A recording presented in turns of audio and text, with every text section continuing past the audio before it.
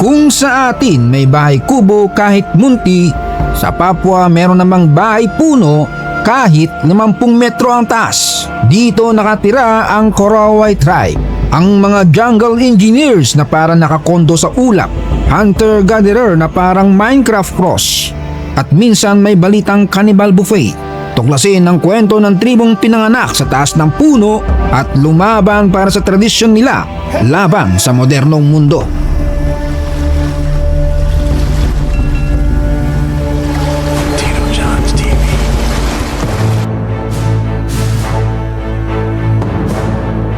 Ang Korowai tribe ay nasa southern eastern Papua, sa loob mismo ng Indonesia. Meron din sa Highland Papua. Ang teritoryo nila hati-hati pa sa mga rehiyon ng Boven-Dicowel, Mapi, Asmat at Yahukibo. Sila ang tribo sa Papua na parang secret level ng Mobile Legends. Noong March 1974, dumating ang mga grupo ng anthropologists. Na-meet nila ang isang Korowai clan. Ito ang simula ng pakikipag-ugnayan ng Korowai sa outside world. Parang first Facebook friend request. Ang unang reaksyon ng Korowai tribe nang madiscover sila, takot at gulat na gulat. Imagine mo buong buhay nila, akala nila sila lang ang tao sa mundo. Tapos biglang dumating ang mga outsider. Lalo na si Johannes Veldhusen, isang Dutch Christian missionary. Para sa Korowai, parang multo o alien ang dumating. At habang tumatagal, dumami ang bisita ng Korowai, mga misyonaryo at mga anthropologists na parang mga kapitbahay na mahilig makialam. Ang missionaries, mission nila pag-aralan at i-convert ang mga Korowai. Ang anthropologists, trabaho naman nilang i-document lahat ng ginagawa ng tribo, mula sa pag-akyat ng treehouse na aabot ng 50 meters hanggang sa pagkain ng beetle larva. At syempre, noong una dami pang takot at tumatanggi. Akala ng Korowai, baka mga aswang umulto lang ang mga ito. Pero habang tumatagal, unti-unti nilang natututunan tanggapin ang mga outsider.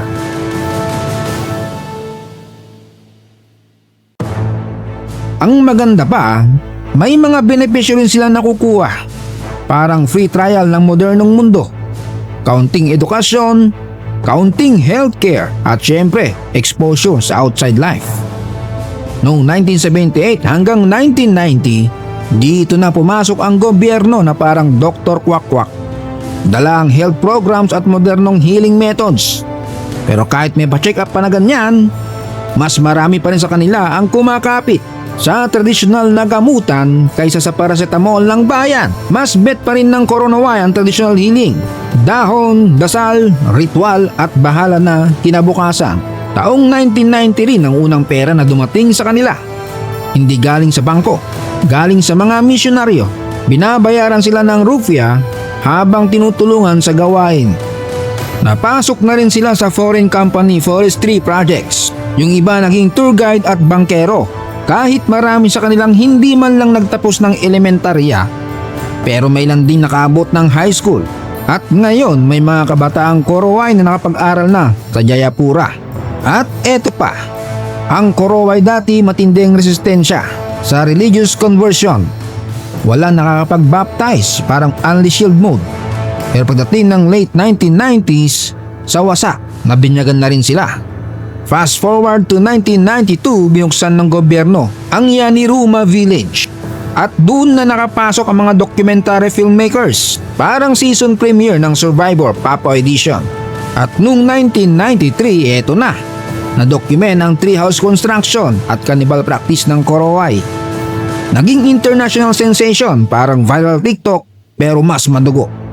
Taong 1997 to 1999, naging hotspot ang Korowai area para sa gaharu wood trade. Pumasok ang outsiders para maghanap ng gaharu wood. Ang presyo sa locals, $100 kada kilo.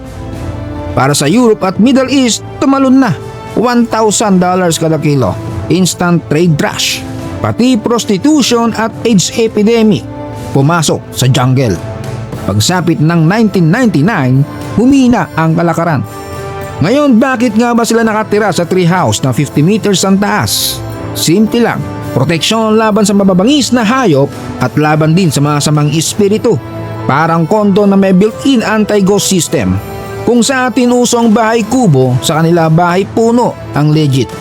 Para makaakyat, may hagdan na parang roller coaster track pababa. Bago tumira, kailangan muna ng night ritual para paalisin ang evil spirits.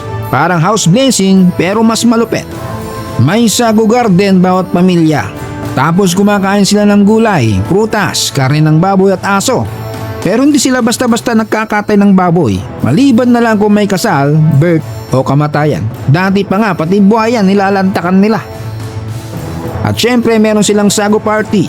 Parang fiesta ng Korowai. Dito nag-e-exchange gift sila ng baboy, ngipin ng aso at shells. Kung sino tumanggap, obligado ibalik niya sa next party. Parang chain letter na may lechon. Pag may na dead ball sa kanila, lipat agad ng lupa rights sa anak.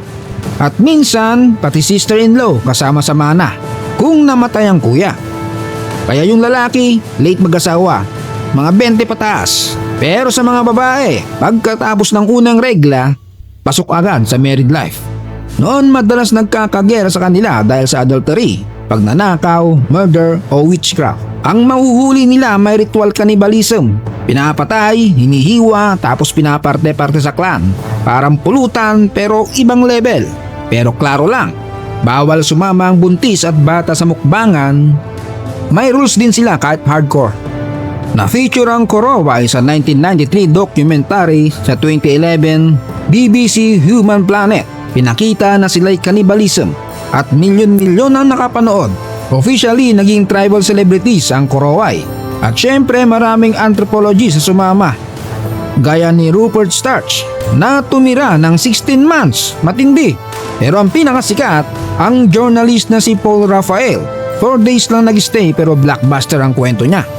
Sabi niya, oo may cannibalism, pero hindi everyday ulam. Paminsan-minsan lang, lalo na pag may kulam issue.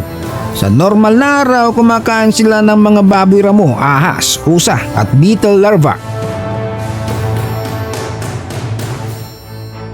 At yan ang Korowai tribe, builders ng Sky High Treehouse condos. May sariling Fiesta chain letter system, Ghostbusters at Crocodile Hunters.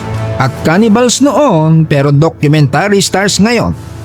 Sa ngayon may mga kabataan na nakapag-aral na rin sa lungsod, pero marami pa rin sa Korowai ang nananatiling naka-treehouse mood at sumusunod sa tradisyon. At yan ang kwento ng Korowai tribe mula sa treehouse condo na abot langit hanggang sa cannibal buffet. At sa dulo ang struggle nila sa pagitan ng tradisyon at modernong mundo. Tandaan kahit nasaan ka man, kung saan ka masaya at ligtas, doon ang tunay mong bahay.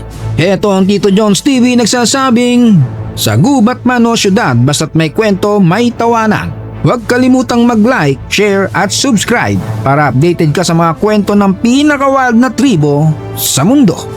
Shout out Lauro Rapisura from Vigan, Ilocos Sur, Romar Silva ng Iloilo City, Anton De La Calzada, Cabong Fuentes ng North Cotabato, P.D. Freya May Friends from Bitibut, Misamis Occidental, Kais Mercy Seniedo, Cuenca Channel from Dipolog City, Zamboanga del Norte, Jerry Fuerte from Valenzuela City, Christian Aurelia, Rems M9E, Alan Francisco and family from Zamboanga City, at Troel Olansoy ng Dalagda, Kalinan, Davao City. Salamat sa panonood, hanggang sa muli.